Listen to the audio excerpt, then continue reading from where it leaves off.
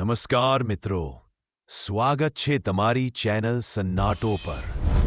શું તમે માનો છો કે દરેક ડરની પાછળ ભૂત જ હોય છે, કે પછી ક્યારેક માણસની લાલચ ભૂત કરતાં પણ વધુ બિહામણી હોય છે?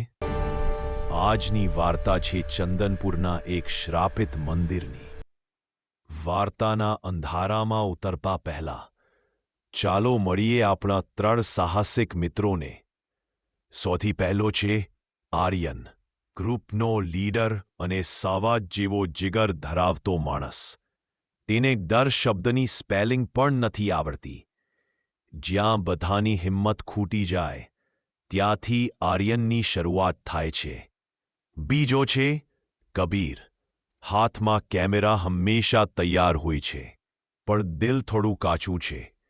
તેને અંધારાથી, અવાજથી અને પોતાના પડછાયાથી પણ ડર લાગે છે, પણ દોસ્તો માટે તે ગમે ત્યાં જવા તૈયાર છે। અને ત્રીજી છે રિયા, આ ગ્રુપનું મગજ। ઇતિહાસ હોય કે ભૂગોળ, દરેક રહસ્યની ચાવી રિયા પાસે હોય છે। તે ભૂત પ્રેતમાં નથી માનતી, પણ લોજિક અને પુરાવામાં માને છે। આ ત્રણેયની જોડી જ્યારે સાથે મળે છે ત્યારે ગમે તેવું રહસ્ય પણ લાંબુ ટકતું નથી। પણ આ વખતે તેમનો સામનો કોઈ સામાન્ય રહસ્ય સાથે નહોતો। વાત છે સુરતની એક કોલેજની, જ્યાં 3 પાક્કા મિત્રો આર્યન, કબીર અને રિયા કંઈક નવું સાહસ શોધતા હતા। રિયા, મેં હમણાં જ વાંચ્યું કે ચંદનપુરમાં એક જૂનું રુદ્રેશ્વર મહાદેવનું મંદિર છે। કહેવાય છે કે ત્યાં રાત્રે જે જાય છે તે પાછો નથી આવતો। ત્યાં કોઈ આત્માનો પહેરો છે। કબીર, પ્લીઝ યાર, આવી વાતો છોડ મેં। મને તો નામ સાંભળીને જ ડર લાગે છે। આર્યન, ડરપોક, અરે મજા તો ત્યાં જ છે। સામાન પેક કરો, આપણે કાલે જ આપણી લાલ જીપ્સી લઈને ચંદનપુર જઈએ છીએ। નરેટર, બીજે દિવસે સાંજ પડતા તેઓ જંગલના રસ્તે હતા। અંધારું ગાઢ બની રહ્યું હતું। અચાનક ગાડીની હેડલાઇટમાં એક જૂનું બોર્ડ ચમક્યો।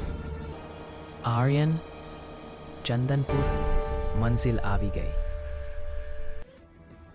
કબીર, આર્યન, આ બોર્ડ સ્વાગત ઓછું અને ચેતવણી વધારે લાગે છે। નરેટર, ગામમાં પહોંચતા જે એક વૃદ્ધ માણસે તેમનો રસ્તો રોક્યો। એ હતા ગામના સરપંચ રાઘવ કાકા। રાઘવ કાકા, પાછા વળી જાઓ છોકરાઓ।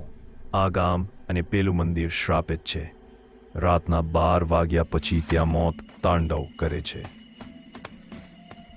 આર્યન, કાકા, અમે ડરવા નથી, સત્ય જાણવા આવ્યા છીએ। અમારે આજની રાત રોકાવું છે। રાઘવ કાકા, ઠીક છે, જો મરવું જ હોય તો ગામની છેલ્લે આવેલી જૂની સ્કૂલમાં રાત વિતાવો, પણ ચેતવણી યાદ રાખજો, સ્કૂલની બહાર નીકળવાની ભૂલ ન કરતા। નરેટર, રાતના 11:50 થયા હતા। સ્કૂલના રૂમમાં સન્નાટો હતો, પણ આર્યનને ચેતવણીની પરવા નહોતી। આર્યન, ધીમેથી, સમય થઈ ગયો છે, ચાલો મંદિર તરફ જઈએ। રિયા, ધ્યાન રાખજો, કોઈ અવાજ ન થવો જોઈએ। નરેટર, તેઓ છુપાઈને મંદિર પાસે પહોંચ્યા। અચાનક મંદિરના પિલર પાછળથી એક સફેદ આકૃતિ નીકળી। હવામાં લહેરાતા સફેદ કપડાં જોઈને કબીરની ચીસ નીકળતા રહી ગઈ। કબીર, દરોજતા અવાજે ભૂત, આર્યન ભાગ। રિયા, ધ્યાનથી જોતા। 1 મિનિટ, આર્યન, નીચે જો। જ્યારે ચાલે છે ત્યારે સૂકા પાંદડાનો અવાજ આવે છે। આર્યન, અને ભૂત ક્યારેય ચામડાના ચપ્પલ પહેરે ખરા? આ કોઈ ભૂત નથી, માણસ છે। નરેટર, ડરને ભગાડી તેઓ તે આકૃતિની પાછળ કૂમાં ઉતર્યા। ત્યાં એક ગુપ્ત ભોંયરું હતું। ટોર્ચનો પ્રકાશ પડતા જ આંખો પહોળી થઈ ગઈ। ત્યાં સોનાના સિક્કા ભરેલા પટ્ટારા હતા। આર્યન પકડાઈ ગયા। નરેટર, પેલો ભૂત ત્યાં બેસીને સિક્કા ગણતો હતો। જ્યારે ચહેરા પરથી કપડું હટ્યું તો તે બીજું કોઈ નહીં, રાઘવ કાકા હતા। આર્યન, તો આ તમારું શક્ય છે? આખા ગામને ડરાવીને તમે અહીંનો ખજાનો લૂંટતા હતા। રાઘવ કાકા, ગભરાઈને મને માફ કરી દો, મારી લાલચ વધી ગઈ હતી। નરેતર, સવાર પડતા જ પોલીસ આવી અને રાઘવ કાકાને જેલ ભેગા કર્યા. ગામ લોકોએ આર્યન, કબીર અને રિયાનો આભાર માન્યો. નરેતર સમાપન. મિત્રો, તે દિવસે સાબિત થયું કે અંધારામાં દેખાતા પડછાયા કરતા માણસના મનમાં છુપાયેલી લાલચ વધુ ખતરનાક હોય છે.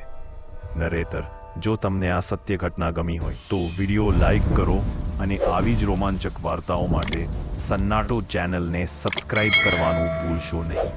મળીએ આવતા અઠવાડિયે એક નવા ડર સાથે.